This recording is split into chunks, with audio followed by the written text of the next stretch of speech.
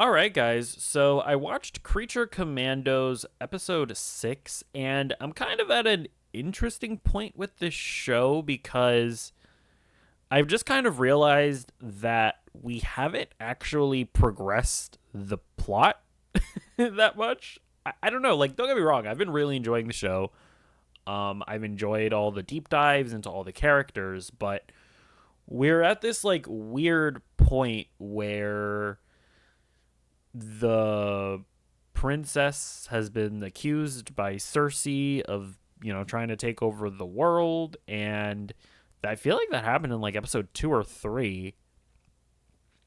And I just kind of realized that we don't actually know what the status of that is. We've had like zero indication of, is Cersei lying? Is the princess lying?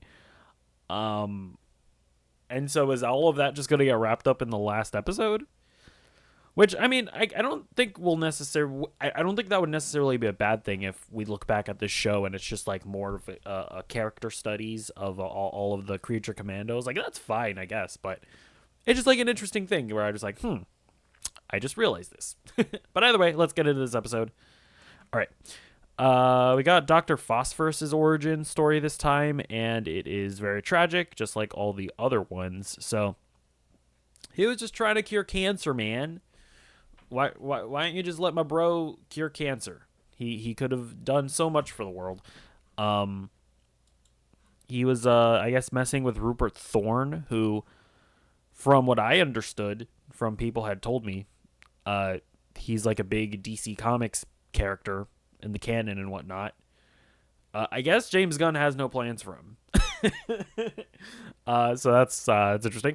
But yeah, he's like a mob boss, and I guess he was trying to he was gonna sell the research to like some other country, and then Rupert Thorne's like wife, I guess, tried to stop it. That was kind of an interesting, or like kind of like a weird decision. I don't know, to have like his wife like refute, like she messed with his research, and it's like, I mean, I guess maybe your partner might do that, but I also feel like that's just like a really dumb move to make, because it's like, well, yeah, well, like they're gonna realize that and they're gonna know, and then you're gonna put your family in danger. So I don't know. It felt a little like a bit of a forced thing to have his partner do, just for the sake of then having the Rupert Thorne kill them. But I don't know. He also had a kid, and obviously, James Gunn, he just has no problems with killing children. That's a thing that I've come to realize about the man. Uh, and in the future, or in the present day, he makes a friend with an actual child. Needless to say, I was very worried for this child's life. I did not know if Dr. Phosphorus was actually going to murder a child. He did it in the past. We saw in the origin story. He eventually had his like hardcore origin, where we actually saw him turn into Dr. Phosphorus because Rupert Thorne thought it would kill him after after his wife kind of messed with the research and whatnot. And we then saw Dr. Phosphorus kill Rupert Thorne and his entire family. So yeah, I don't know. I was definitely surprised to see that, just because, well, not surprised because it makes sense for the story, but I just assumed that Rupert Thorne would be a bigger presence in DC or in the DCU, but just based on what people were saying about him, but I guess not. But yeah, no, very tragic origin story, just like all the other ones. I guess now we have Nina's origin story, which I think we'll get into in the finale. But again, it's just like kind of what I've been talking about, where there's just been a lot of origin stories for all the characters, and like the main plot has just kind of remained stagnant, which I think if that's just like what the show is, I think that'll be fine, just because I've enjoyed it up until this point. But we saw in the trailer that Nina does have an origin story, so I think we're going to see that next episode. But yeah, Dr. Phosphorus's was pretty good. And, we see him take over Rupert Thorne's empire, and he became, I guess, like a crime boss. I do wonder, like, the timeline of it all. Like, was he a crime boss for, like, years? Was he, like, established in the way that, like, Black Mask and and like Penguin are like big crime bosses in Gotham. Uh, or was it literally like he was the crime boss for like a couple weeks and then we see Batman stops him? And this is our first look at the DCU Batman. Um, Not a ton to glean off of this. Like you can tell that James Gunn was not wanting to like like actually show him off because Brave and the Bold is still a ways out. But we see that he has the short ears. That's interesting. We see that he is a very like big like muscular Batman. He's not like Robert Pattinson or Christian Bale Batman, which is like kind of skinnier. I mean, I think it looks pretty cool, but obviously we can't get a good look at the suit. I keep on seeing I've seen people being like, "Oh, look, he has the blue and the gray," and it's like I don't think you can really tell, to be quite honest with you. I think James Gunn very purposefully did not want to show anything about the bat suit. He I actually saw an interview where he was like, I did not. Where originally there was, sorry, I saw an interview this morning where James Gunn said that there was originally a lot more Batman, but he was just kind of like, I do not want to commit to that or that or that. So this is what we ended up with, which makes sense. But yeah, pretty cool to see Batman nonetheless. So I kind of talked about this earlier, but in regards to the princess, us not knowing whether she's bad or not, it is interesting that we do see her communicating with her guards, without the creature commandos there in her natural environment. And she doesn't seem evil. Like she says this line here where she says, "Find them, stop them, kill them if you must." So it almost seems like, I don't know, I don't get the vibe that she's evil. Like I don't think that she's like that's going to be my prediction. I do think that Cersei's lying, and I think that line there kind of tells me that she says kill them if you must. So like even now, knowing that the creature commandos are coming after her, she like knows that it's because they've been misled and she doesn't necessarily like want to kill them. So I don't know. We'll see. But maybe she wants to like hold them hostage or something and interrogate them. I guess that's possible. But we also see the bride and Nina. They hide out in this brothel. And I enjoyed this little subplot as well. The brothel lady, she has this like interesting line where she like asks Nina and the bride if they want a job there. And the bride is like, I have some amount of self-respect. I'm British and I have some amount of self-respect. And the hostess was like, or what do you call the boss in a brothel? I feel like they have a specific name. I don't know. She's like, you use your body as weapon. You think that's better than using as pleasure device or whatever, or whatever she said. And then we saw the bride stick the gun up to her face. But I thought that was like an interesting line, right? Like people view down on sex or look down upon sex workers, but then there are people that just throw their bodies out, for war and for other meaningless purposes.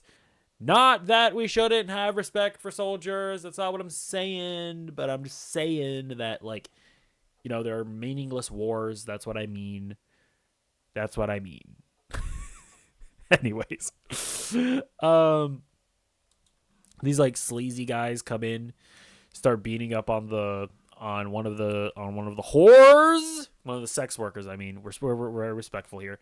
And then we see the bride take care of him, which is pretty cool. Now they actually turned out to be metahumans. They had these like electricity powers, and so they like punched the bride through a wall, which ended up giving her a pretty sick outfit. Very funny. I thought that was just like I thought that was kind of awesome that they just had this fight, which I guess not. I mean, it serves a narrative purpose because the bride is able to stop like a sleazy guy in the way that she hasn't been able to do with Frankenstein. But I also just like that it was also used as an excuse to give her a badass outfit to lead into the season finale, which I don't know. I think that's just fun. We also got to look at Flag. He's not dead. Which, I mean, we knew that he wasn't dead in the last episode because we know that Rick Flag Sr. is going to be in Superman and Creature Commandos, but we get that confirmation nonetheless. He's in the hospital now.